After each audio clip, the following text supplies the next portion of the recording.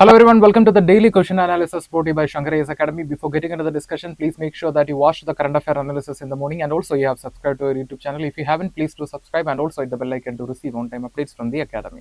So starting with the first question, with reference to vitamin B12, consider the following statement. Statement 1, it is a water-soluble vitamin essential for red blood cell formation and nerve system function.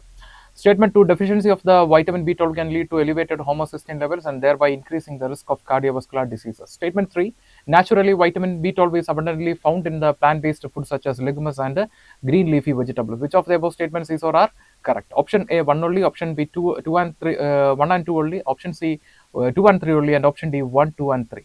So we'll go through the statements one by one. It is a water-soluble vitamin essential for RBC formation and better neurological function. Therefore, the statement 1 is correct. And the second statement is the deficiency of the B12 can lead to elevated homocysteine level. Yes, because we know that the homocysteine, it's an amino acid found in the blood. So what happens due to the deficiency? The breaking down of this amino acid will not happen properly. As a result, it will build up and eventually leads to clotting and cardiovascular problems. Therefore, the statement 2 is also correct.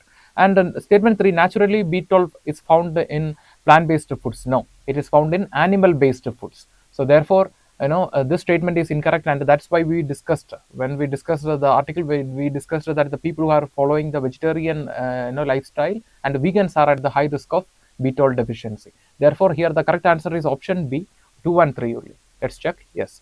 And coming to the next question, it is actually a previous year question taken from UPSC Prelims 2016. The question is, consider the following statements. The Mongolian launched by ISRO is also called the Mars Orbiter mission.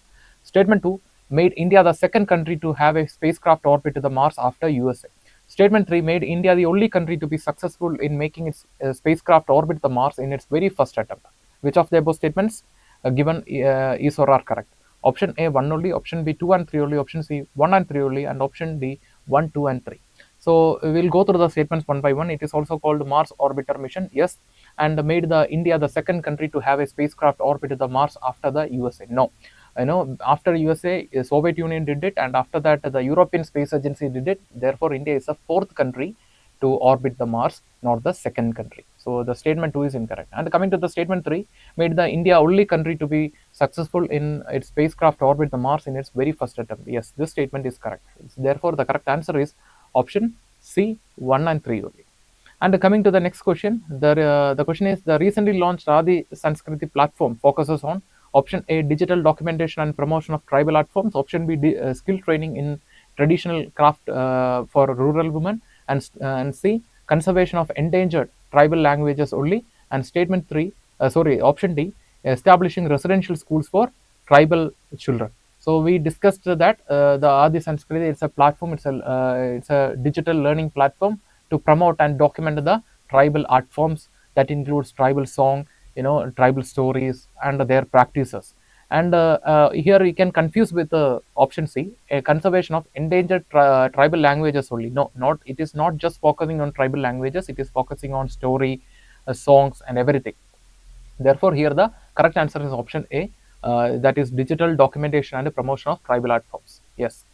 And the next is a mains question. The question is, political instability and economic hardships in Nepal have triggered youth-led protests, raising concerns for India's neighborhood policy. Discuss how the current crisis in Nepal affects India's interest. Suggest measures India can adopt to safeguard its strategic, economic, and cultural ties with Nepal. So in this topic, we have to address two parts. The first part is discuss how the current crisis in Nepal affects the India's interest. So we know that we don't know what will be the approach of the upcoming government. At the same time, this instability can lead to crimes in the border area. At the same time, the the rise of the China is another concern. So these are the concerns associated with the India's interest. And the next is, suggest the measures that India can adopt to safeguard its strategic, economic, and cultural ties. So you can see that for that we can speed up the infrastructure investments in the Nepal. We can establish a Gen Z friendly business opportunities and employment opportunities, and these are the economic methods that we can take. And the next is strategic. For that we need to focus on infrastructure, border management and all.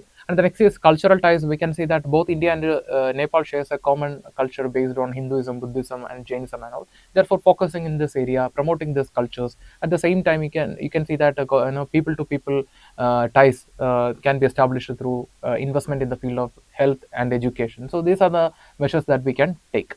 So watch the video and using that hints try to answer the question and post it in the comment section. And the next is also a mains question. Sleep is a biological necessity and a constitutional entitlement under the Article 21. So we already discussed that the right to sleep is a fundamental right, interpreted under Article 21.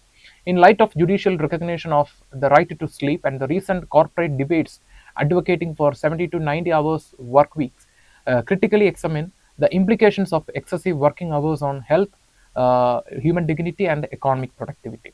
So this question is talking about the implication of the excessive working hours on the human health, dignity, and economic productivity. So we can see that due to the excessive working hours, the people will not get enough time to socialize with their family. They will not get enough time to take care of themselves. And also here we have to give more focus on health. That means, sorry, on sleep. So they will not get enough time to sleep. So what happens if the sleep is not proper? Then it can lead to a lot of psychological and physical problems like elevated blood pressure, heart problems, and the psychological issues like confusion, lack of energy and all. And the next is economic productivity will be affected, because when the people is tired, they cannot make decision, they cannot perform their task very well. So therefore it will affect their economic productivity. And when the health is affected, when the economic productivity is affected, then the people will become dependent, and that will affect their independence and dignity. Therefore it all these impacts will ultimately leads to that affects the dignity of the people. So you can write in this way and post it in the comment section. Before that, please watch the video and take the points from the video and write the answer. With this, we are coming to the conclusion for today's question analysis. If you like the video, hit the like button, give your feedbacks as comments, and share this content with your friends. And before leaving this channel, don't forget to subscribe. And also, thank you for listening to us. Thank you for listening to me. Have a nice evening.